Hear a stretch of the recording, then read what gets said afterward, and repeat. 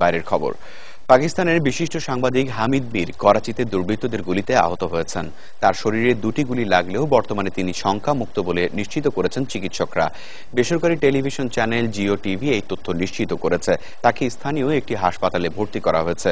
হামলার সময় আহত হন তার সঙ্গে থাকা আরও 2 সাংবাদিক। জিও টিভি জানায়, করাচি বিমানবন্দর থেকে জিও নিউজের কার্যালয়ে যাওয়ার পথে হামলার শিকার হন হামিদ মীর।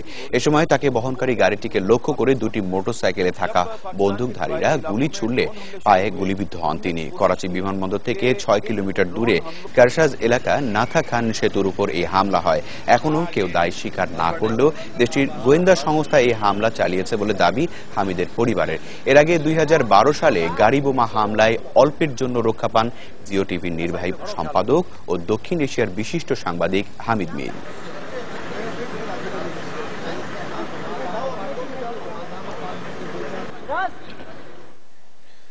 বিএনপির সাংগঠনিক সম্পাদক ও সাবেক সংসদ সদস্য এম ইলিয়াস আলীর সন্ধানের দাবিতে কঠোর আন্দোলনের হুঁশিয়ারি দিয়েছে যুক্তরাজ্য বিএনপি ও বিশ্বনাথ উপজেলা ছাত্রদল যুবদল সমন্বয় পরিষদ। শনিবার লন্ডনের মাইক্রো বিজনেস সেন্টারে আয়োজিত আলোচনা সভায় বক্তারা অভিযোগ করেন, ভারতের দাবিদার এই পুতুল সরকার বিরোধী দলকে দমনের নামে গুম ও গুপ্ত হত্যার রাজনীতি শুরু করেছে। অবিলম্বে ইলিয়াস আলীকে ফেরত না দিলে দেশে বিদেশে আরো কঠোর আন্দোলন গড়ে তোলা হবে বলে হুঁশিয়ারি দেন তারা। সংগঠনের সভাপতি আখলুস মিয়ার সভাপতিত্বে অনুষ্ঠিত সভায় বক্তব্য রাখেন যুক্তরাজ্য বিএনপির সাবেক আহ্বায়ক এম এ মালেক, আব্দুল হামিদ চৌধুরী, আবুল কালাম আজাদ সহ আরো অনেকে।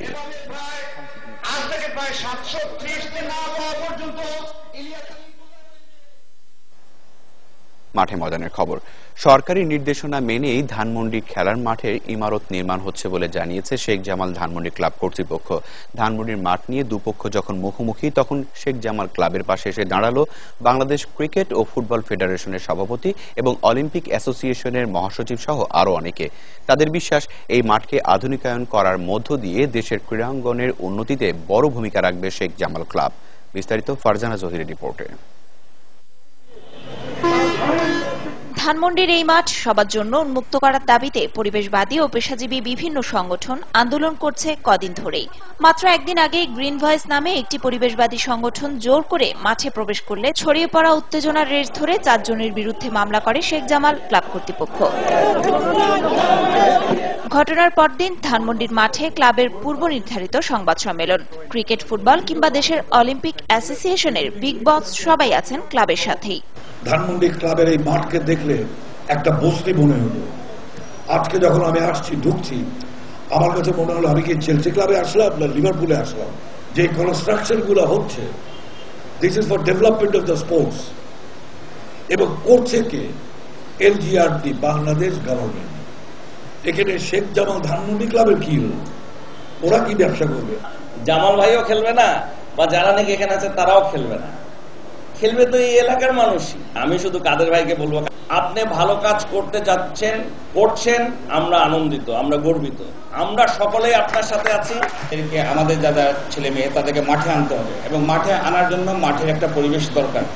যে পরিবেশটা সৃষ্টি করেছে কাদের? আন্দোলনকারীদের অভিযোগ, প্রধানমন্ত্রীর ভাইয়ের নাম ব্যবহার করে স্বার্থ হাসিল করছে ক্লাব কর্তৃপক্ষ। কিন্তু ক্লাব কর্তা বলছেন, ওই নামের কারণেই নাকি ঈর্ষান্বিত অনেকে। লেফটেন্যান্ট শেখ জামালের নামে নামকরণ করেছি, খুব অন্যায় করে ফেলেছি। ইকবাল হাবিবের উদ্দেশ্যে বলতে চাই, উনি কি মুনায়েম খানের নামে এই ক্লাবটি করতে চান? ফারজানা জহির, এসএটিভি, ঢাকা।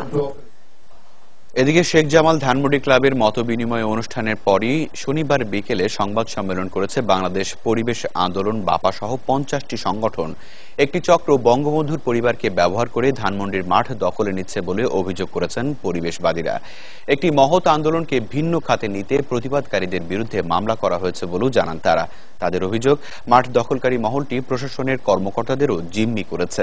চক্রটি শেখ জামালের নাম সাইনবোর্ড হিসেবে ব্যবহার করার নিন্দা জানান আন্দোলনকারীরা। হাইকোর্ট মাঠটিকে সবার জন্য খুলে দিতে ঢাকা সিটি কর্পোরেশন এবং রাজুককে নির্দেশ দেয়, কিন্তু উচ্চ আদালতের নির্দেশ মানা হচ্ছে না বলেই মনে করেন আন্দোলনকারীরা।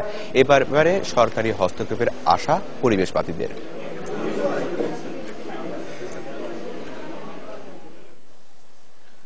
বাংলাদেশ জাতীয়